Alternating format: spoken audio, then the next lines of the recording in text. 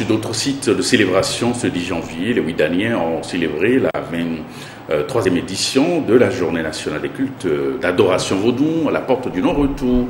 Par milliers, ils ont pris d'assaut le lieu traditionnel de la célébration. Parmi eux, on retrouve le président de l'Alliance pour un Bénin triomphant, Ablaye Biotchane, qui est allé pour apporter son soutien aux adeptes du culte vaudou.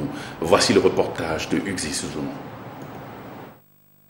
10 janvier, le jour de la fête du vaudou. Ce rendez-vous est inscrit à l'encre rouge dans le calendrier des Ouidaniens. Chaque année, le même cérémonial, démonstration du vaudou à Chinon, chants et danses des adeptes du tronc. Une succession des adeptes de plusieurs autres vaudous sur ce podium. 23 ans après la première édition, toujours la même fidélité. Rassembler les Béninoises et Béninois pour la célébration du culte d'adoration des valeurs ethno-culturelles en ce lieu de déportation transatlantique de multiples de peuples noirs africains.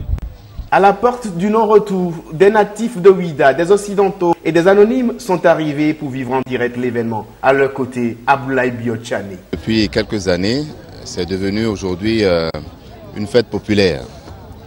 Donc une fête pour, j'allais dire, tous les Béninois. En tout cas, tous ceux qui, d'une façon ou d'une autre, croient non pas seulement aux religions endogènes, mais croient tout simplement en Dieu et qui ont aussi la crainte de Dieu. Le Bénin est un pays laïque.